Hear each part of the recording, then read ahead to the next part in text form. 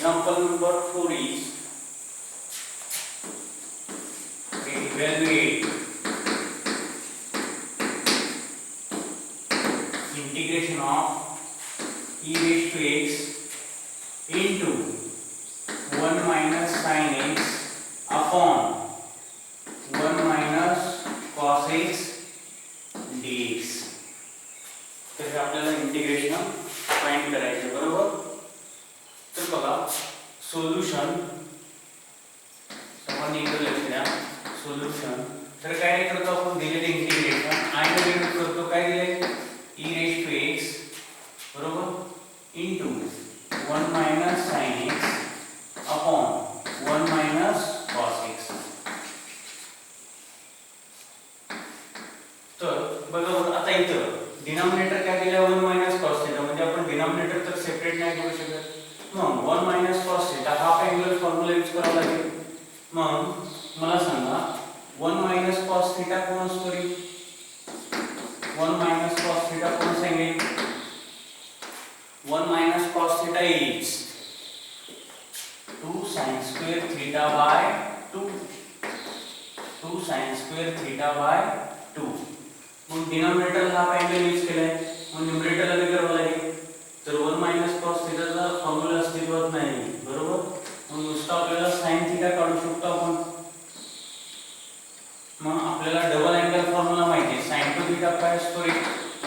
Use double angle formula. sin to theta काय असतो 2 sin theta cos theta.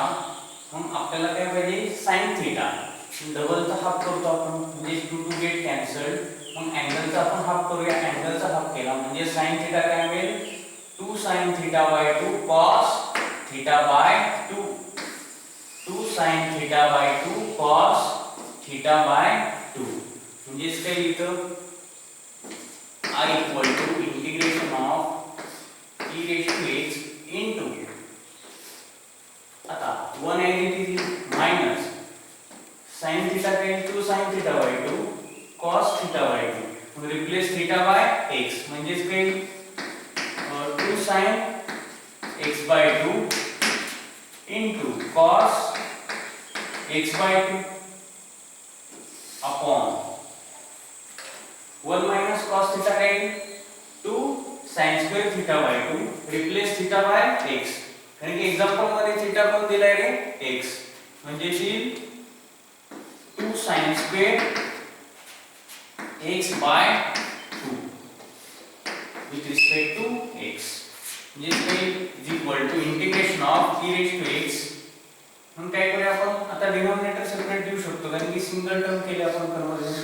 हम काय करूया 1 ला डिनॉमिनेटर आपण सेपरेट घेऊया 1 upon 2 sin square x by 2 minus 2 sin x by 2 cos x by 2 ला denominator separate घेऊया 2 sin x by 2 into cos x by 2 upon 2 sin square x by 2 with respect to x.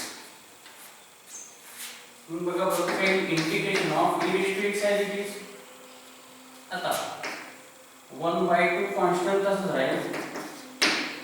1 upon sin square काय असतं रे आता बघितलं होतं 1 upon sin theta काय असतो कोण सांगेल 1 upon sin थीटा एक 10th स्टँडर्ड मध्ये झालेला फॉर्म्युला cosec थीटा. मग आपल्याला काय करायचे sin स्क्वेअर काढायचे 1 upon sin square is cosec square replace theta by x by 2 म्हणजे इथे 1 upon sin square x by 2 is cosec square x by 2 minus इथं बरोबर 2 into that 2 to get cancel. न्यूमरेटरला sin आहे डिनॉमिनेटरला sin स्क्वेअर x by 2 आहे म्हणजे डिनॉमिनेटरला एक sin शिल्लक राहील म्हणजेच काही न्यूमरेटरला राहील cos x by 2 upon sin x by 2 कारण की sin स्क्वेअर असल्यामुळे डिनॉमिनेटरला एक sin शिल्लक राहील. इथं sin आहे इथं sin स्क्वेअर आहे म्हणजे एक sin शिल्लक राहील. काय मग integration of e raised to x half into cosec square x by 2 minus cos theta upon sin theta is cot theta.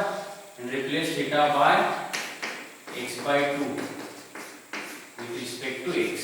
Cos theta upon sin theta is cot theta. Replace theta by x by 2. मग बघा बरं function मध्ये त्याचा derivative कोण झालं का separate term. मग cosec square चं डेरिव्हेटिव्ह बरोबर cot x चं डेरिव्हेटिव्ह काय तर cosec स्क्वेअर.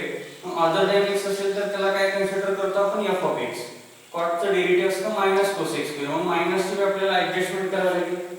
म्हणून काय करूया मायनस साइन आपण बाहेर काढूया म्हणजे आतली साइन चेंज होती. रूल काय सांगतो ज्यावेळेस आपण मायनस साइन बाहेर घेतो त्यावेळेस आतलं साइन चेंज होईल.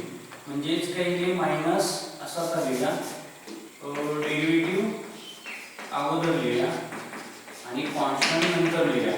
म्हणजे half into cosec square x by 2 ला आपण कसं लिहू शकतो cosec square x by 2 into half minus sine काढल्यामुळे मायनस कधी minus plus minus cot x by 2 with respect to x.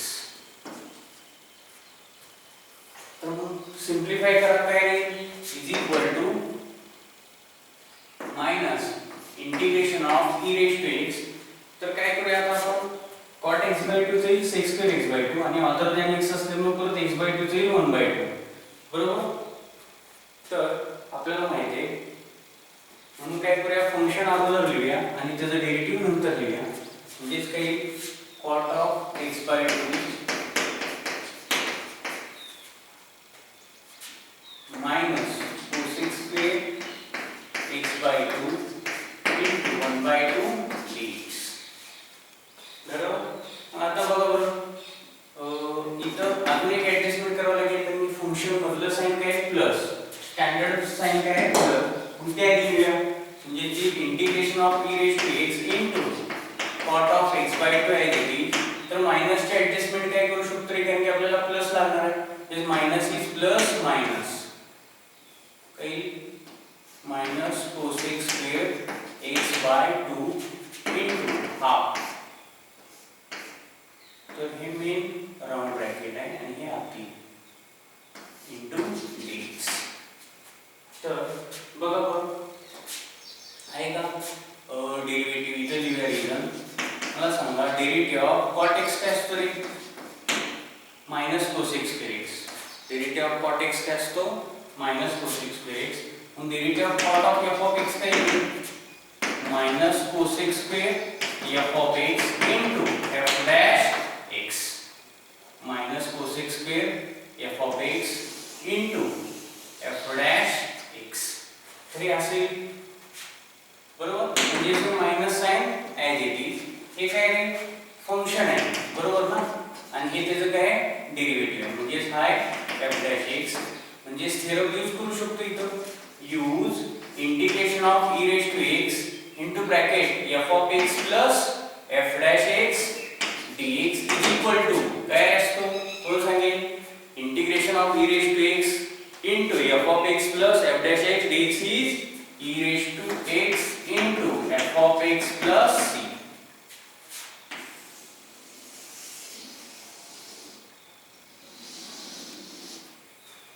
जिस काही इथं minus sine as it is RHS बघा e raised to x. What is function? f of x is cot x by 2 and f dash x is minus cosec square x by 2 into half.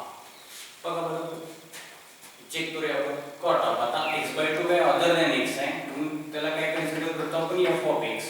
cot of f of x चा formula सांगतोय तर तुम्ही हा लिहिला f of x. तर cot of x by 2 is f of x. पण formula काय वापरला आपण हा f of x कन्सिडर केला. मग आपल्याला माहिती आहे cot x चा डेरिव्हेटिव्ह काय तर मायनस cosec स्क्वेअर x. मग x ला कशाने रिप्लेस करतो आपण f of x न.